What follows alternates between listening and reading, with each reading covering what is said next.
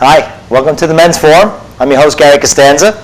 And tonight, due to high demand, actually, we do have part 2 of a radio program. Actually, it's an internet program, the Thompson and Sachs internet radio program. And as I promised, we're bringing back part 2, or bringing you part 2. Actually, I really excited about this second part. It really delves into a lot of good stuff. And if you saw the first part, you are familiar with how entertaining these two people are, Glenn Sachs and Diana Thompson. Diana Thompson is I believe, the founder of the American Coalition of Families and Children. And Glenn Sachs writes regularly men's rights columns. You could find this program on mensnewsdaily.com. You can download the MP3s. It's really very easy. Lots of great shows to listen to. As guests tonight, I have Bonnie right here, Bonnie and Tom. Welcome to the show. We're going to bring to you some commentary, maybe a little discussion, but they wanted to hear the rest of the show, and I said, come on, all right, we'll listen to the rest of this radio program. So, without further ado, here we go. I'm going to put this on. Okay, we're back on Thompson and Sachs. We're discussing second families and the recent Tennessee Court of Appeal ruling, which mandates that the needs of children from a second family must be considered when setting child support obligations for children from previous relationships. One of the things that columnist Kathleen Parker talks about, and she's, as most of you know, she's a father-friendly columnist, tries to give us dads a fair shake. She sometimes talks about family law, and she talks about her dictatorship and what she would do under her dictatorship to change things. Now, Diana Thompson, if this were your dictatorship, if you could do whatever you wanted, what is it you would do to make things better for second families, while at the same time still respecting the needs of first families, of single mothers or of remarried mothers from first families? Well, the first thing that I would do, obviously, is make things more fair and equitable for fathers, because, like I stated earlier on in the show, right now, fathers are having such problems with access to visitation denial, with punitive child support awards, and so on and so forth. And I think that, all of the problems that happen with fathers affect the second family. And I feel that oftentimes fathers are having to spend an enormous amount of money that they shouldn't have to spend on legal fees, just trying to be a part of the children's lives, just trying to have fair and reasonable child support awards. And right off the top, if those fathers didn't have to spend as much money as they do every year in legal fees, that would help the overall situation for first and second families, because he would have more money to spend on his actual children's needs than the legal fees. Right, children instead of lawyers. Children instead of lawyers. I like that. Before we listen to that further, what do you think about that idea of considering the second family's needs? When they're determining child support of the first family, I know that they generally don't care about you or your second family. We're just looking at this first family. Should have been done a long time ago. I mean, the second family's kids have rights too, and it's never been addressed. I think this is the first time it's been addressed. Of course, I mean that's common sense. You can't say that some kids are more important than the others, and we'll get more into that later. Like where they're trying to tell fathers don't have any more. Where you really can't do that. But also about this, we were talking about this before. The children instead of lawyers. It's a gigantic industry, I believe. This whole legal system. Lawyers on both sides. Lawyers for the kids. Yeah, I think it just perpetuates the whole system. I really don't see where they protect the child, and meanwhile, usually the father ends up paying for all of the lawyers. Yeah, that's right. Yeah. That's right. And it's a lot of money. My gosh, it's a lot of money. Money that, as they were saying, could go toward the children or for the right. family. Both sets. Yeah. Definitely. stuff. Right. Okay, so the access and visitation denial, and then what about the child support levels? What about the child support formulas? I mean, what would you do with that? Well, I know it's a very, very complex subject, so I'm not asking you for the exact specifics because we could be here all day talking about it. Exactly. But what would the underlying principle be behind the child support guidelines that you think would be fair? Well, I think that the overall principle would be that you have to recognize the needs, the financial needs of all the children involved. Let me give you another example of how second family children are slighted in regards to the law. There have been consistent attempts in states like California and others to raise the child support age to the age of 21. So in other words, fathers would have to pay child support to the age of 21 instead of the typical age 18, which is in a lot of states now. The reason why the proponents of these bills wanted to raise it to 21 is because they believe that fathers should have to pay for college for children in first families. Well, I need to ask this. What about the children in second families? They would still, fathers would not be required to pay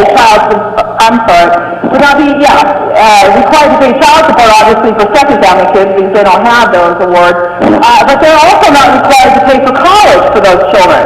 So why is the law saying in one regard that these children in this family deserve the father to pay for their children's education, but in this other family, they shouldn't? Right. I mean, that to me is completely a violation of the second family's children's rights. Right. I guess that happens. I guess some courts in some states are forcing non-custodial parents to pay for college. Usually it's in your agreement when you do get a divorce, and some families do it because it's more important to them and others don't. But to leave out the second set of children is really grossly unfair. Well, I understand that whole point because it's an option for any parent. Right. You know, whether or not they have the money or they even want to send their children to college. So just because you're divorced, all of a sudden the father or the non-custodial parent doesn't have an option anymore. It's not fair. No. What does it do for the second family's kids, looking at the father who is not paying for their college, but for paying for some other kid's college that they don't even know? Very important. That's right. That's what they're saying. That's true. What are they going to be thinking of it? You know, they'll think, do they love me as much, or they don't love me as much, or I'm not as important? And, again, I'm not saying that fathers in some cases wouldn't want to help their children out for college educations. You know, if they had the money, certainly I think they should. However, I don't think it should be mandated, and it should be the law that states that. And one time I asked somebody from the legislature, I said, what about, this law? It doesn't seem reasonable to me, because what about second family children? They don't get a college education. It's not required of the parents to do that. It wouldn't be the law for them to do that either. And the response to me was, well, the second family children always have the right to sue to get their college education. And that's another thing that I wanted to just fall over and just say, so you're suggesting now that children should sue their parents. I mean, what you're seeing... Children can sue their parents for not paying for their college education? Well, they could sue. I'm not saying they would win, but they could certainly sue, saying that it was a violation of their rights because the father had to pay for the other children and not for them. A court may say, yeah, there was a violation of... Yeah, well, don't give anybody ideas. Well, no, I'm not. I think it's ludicrous that we would ever suggest that children should start suing their parents. I mean, that is not family-friendly. Yeah, well, that's certainly true. All right, well, let me ask you this, okay? So most of the problems that second families have, they're because of the way that divorced dads are treated. The access and visitation denial, punitive child support. We've talked about how, child support agencies often make errors, so they end up collecting a tremendous amount of money from people that's not really owed, or harassing people for money that they don't really owe. It's not hard to see how devastating this could be for a second wife and a second family. We talked about the arrearages issue and how the Bradley Amendment prohibits judges from wiping out arrearages retroactively. All of these are things that divorce. Yeah, that's something I've heard a few times from these people, and I've seen a couple places. But even if there's a mistake made, even years worth of arrearages of child support, they can't wipe it out. They can't say, "Oh, you're right, we made a mistake." There's some sort of amendment that says that can't be done for the good of the children. Then again, that Is that countrywide? Do you have an idea? I think that Bradley Amendment might be a national thing. Actually, I don't know. Wow. I don't know. I'd never heard of that before. It probably is, because this is a national radio program. So that's pretty crazy. I mean, because that system does make a lot of mistakes. And, Especially if you've been trying to fight those mistakes for years, Yeah. and then find out that even though you won the case, You're still lost. you're still lost. Yeah. Wow. And a lot of times through no fault of anybody except for the legal system, the paperwork was wrong, or It's usually child protective I've heard services or somebody like that crazy who makes things the like mistake. people overseas in the military, and they continuing to rack up this child support when they're in the service of their country, and they come back and they owe so much money, and oh, it was a mistake, but sorry, Wow. Dads struggle with, and by extension, second families struggle with.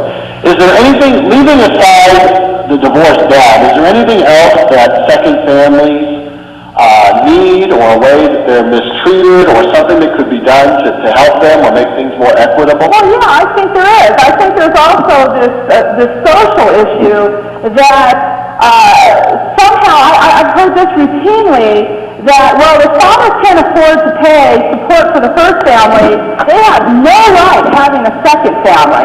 And while there's some truth in that, obviously I wouldn't say it's right for somebody to not support one set of children and think they could go have 10 more. But I also think that we don't put that kind of stigma on mothers. When mothers want to go and have an additional family, we don't often hear, well, you have no right to do that. And so I just think there's an inequity there. There's been a lot of fathers that I have spoken to who did not initiate the divorce in their cases. That, their wives wanted the divorce. They always wanted to be a family man, in a family. They always wanted to be close to their children, but the wife wanted out. And so why doesn't that father have the right to go on and remarry and have the family that he wants? Well, I mean, that's the thing, too. I mean, I think we're really, as a society, we're really blind to this. Look, let's say a guy gets married, has 2 kids, let's say his wife divorces him, and as we've talked about the research, it shows that the vast majority of divorces involving children are initiated by women. That's correct. Not by men. She divorces him, or even whatever, they get divorced, okay? She gets custody of the kids. He gets to see them every other weekend if he's lucky. A lot of times he doesn't get to see that because of move-aways or visitation denial, etc. He's basically alone, okay? She has the companionship and love of the kids there with her every day, okay? Plus, usually these women remarry anyhow, but...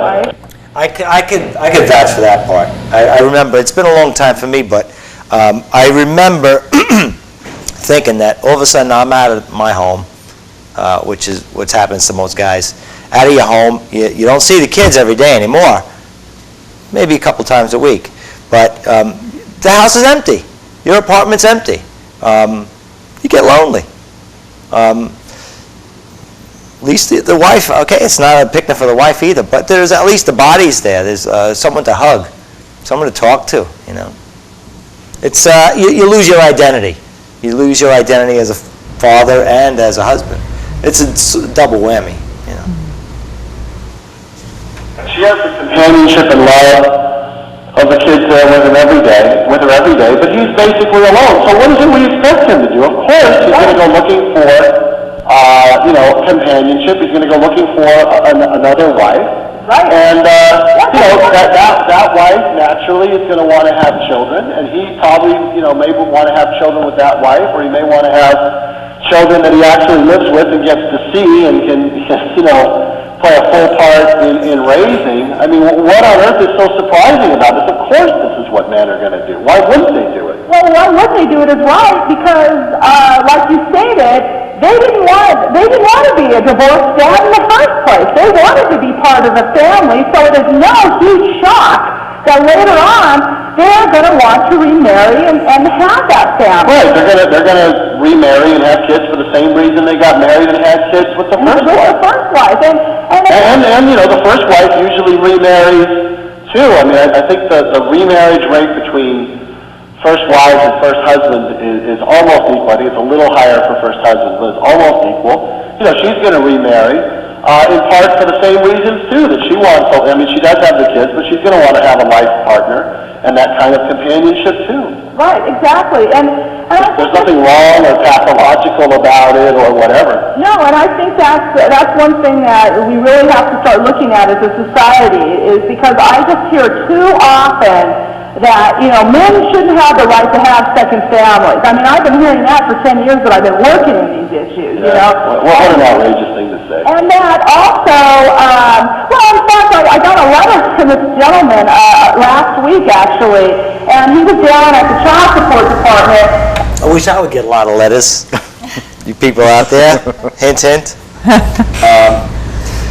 What do you think of that? If The attitude of like, if they said to women, you can't have a second family, now and all the other women's organizations would be marching on Washington so fast that it'd make their heads swim. oh, of course. Oh, yeah, you can't. You can never do that. You can't limit the choice of women. But of course, you know, but for men, you know, you hear these snide comments. So, you know, that's not fair. That's not fair. And was talking about the child support, because we were going to raise it to a level that was extremely higher than he could afford. And he brought up the fact that, you know, I can't really pay this amount that you're making me pay because, you know, I have a family here. And apparently, the person that worked at the agency told him that he should have had a vasectomy after his first children. Right. Now, I mean, this kind of talk is just outrageous. I mean, just... When's the last time that social worker told a woman to have her tubes tied? Huh? When's the last time that social worker told a woman she should have her tubes tied? And that's exactly right. I mean, that's the part that really bothers me, is that, you know, obviously divorce should never go into, we should never go into divorces lightly. You know, we should always try to make sure that we can make our marriages work. But in the event, you know, that your spouse comes to you and says, look, I want out, and there's nothing you can do about it. I mean, there really isn't. Right. You do have the right to go on and pursue happiness and remarry and have children if you're able to afford it. If you're emotionally and financially ready for it, you should be able to do that. Right. Even if Maybe the one who wants out should leave with nothing. And he gets the kids, yeah. Right, whoever wants out. Whoever Okay, wants out. see ya. I don't know, it swings both ways, though. I mean, and sometimes this is a little stilted, because they may have statistics that the women are the ones who mainly file for divorce, but a lot of times I think the women might have to file for the divorce because they're put in a situation where they really have no choice, but the man won't initiate it. So sometimes statistics are a little skewed, and you can read them one way or the other depending on what you want to do. Yeah, I look at this, and I listen to this too, and of course, and I'm saying, of course, it's not always one way, and Right. just because most women initiate divorce, it doesn't mean that most of those women want to get divorced. Right. We don't know. We don't know exactly now. Right. But we don't know if it's the other way either. So we have to just look at it Right, on its face but and assume that But that's the way it is. sometimes, Yeah. though, I don't like to hear blanket statements that say, you know, statistics say such and such, because statistics just don't always tell the story. Right, but we do try to get the best statistics we can, and you know, I don't want to say the wrong thing or believe the wrong thing because doing what I do for all this time, I've seen all the statistics, all the stuff from the media, and now as you're talking, I know that there's a lot of propaganda there. So I wouldn't want to propagate propaganda. Is that the right word? Sometimes You know? men let the women instigate the divorce because it'll soothe the woman's feelings. You That know, could be too. It That doesn't could be look too. good It doesn't look good for a man to sue a woman But for divorce. what I do believe, though, is that in general, the women come off a lot better in a divorce. They have a lot less to lose. So I think, like, if there's something rocky, I think most guys, especially now, they don't want to be the first to do that because they're gonna get the short end of the stick. See, now, we've talked about this before, and I really do believe that when it comes to the divorce, to the settlement, to who gets the short end of the stick, I don't care whether it's a man or it's a woman, whoever is willing to do whatever they have to go that extra length, to maybe go a little over the edge, they will always win, they will always come out ahead. And the person who is maybe a little more normal, doesn't want to buck the system, they will always get the short end of the stick, and that's man or woman. In that case, I really don't see the difference between the sexes. It's funny, like when we were talking about before where the father loses his identity and he's like at his apartment, it's all quiet and stuff. And the woman is there tearing out her hair because the kids are doing God knows what. I was thinking that. I'm saying to myself, well, maybe that's not always such a great deal. Well, she got the gold mine and he got the shaft. Very good. See, I like that. No, but what you're saying about the going the extra mile, most people don't have the funds to, and when guys do go the extra mile with all that money, they generally don't win. They still don't win. Okay, but sometimes the extra mile does not particularly mean extra money, but it means maybe Dirty do it tricks. right. Some dirty pool in there. Right. And that could be a man or a woman. If you're a father. Right. Well, look, yeah, even if you're a father. Well, let me ask you this. I mean, talking about social stigmas, there are a lot of social stigmas against divorced dads. There are probably even more social stigmas against divorced dads who remarry and have new children. But there are also social stigmas against second wives. I mean, aren't second wives often portrayed as kind of these, cheap floozies that the husband dumped his wife for a younger woman, and that's what the second wife is, and Trophy wife. the trophy wife or whatever. I mean, that's another stereotype that second wives have to deal with. Oh, absolutely. But, that's the thing, is the research just doesn't back that up. Just like you stated earlier, actually it's women who are filing for divorces at higher rates than men. So I think that that's just a myth that, fathers leave their wives, they dump their wives of many years to go after a younger, more attractive woman, the trophy wife. I think that is just a myth that's, used to also denigrate fathers even. Right. Well, I mean, the What's British... that, Bonnie? What's that? I said that's money. When they go for a trophy wife, it's usually when the man has a lot of money. Yeah. But I mean, normal everyday people. Yeah, we don't see that. Right. People just they get together and they get a new marriage, a new family. Yeah. But they're just Right. regular normal I don't have any people. trophies. No. Tom? Not that I know of. You like the idea, though? We might have to make this a third part show. Because we're not going to get to the end of it. Yeah, I know. I think we're doing fine. Research that, from what we know, probably the largest study of divorce ever done. 46,000 divorces. Yeah. Margaret Brenning and Douglas Allen published this research just a couple years ago, and they studied 46,000 divorces, all the divorces in 4 states in a year. And they found that it was women who were initiating the divorce, but they also found that adultery was not much more of a factor for women than it was for men, meaning there weren't that many more men, messing around on the side than women. That cruelty or abuse was a very small part of it. What's that? That's because the court will not enter that as a plea. I mean, it has to be so flagrant, and you have to have so much money to back it up that virtually every lawyer will just tell you, forget it, don't go for those grounds. Well, it depends on the state, I think. I think it depends on the Well, in state. New York, that's what they tell you. New York is primitive. New York is ridiculous. No. But I think they're talking about surveys maybe, like questions. It's hard to say. But how about we should go by our own experience? Now, common sense even.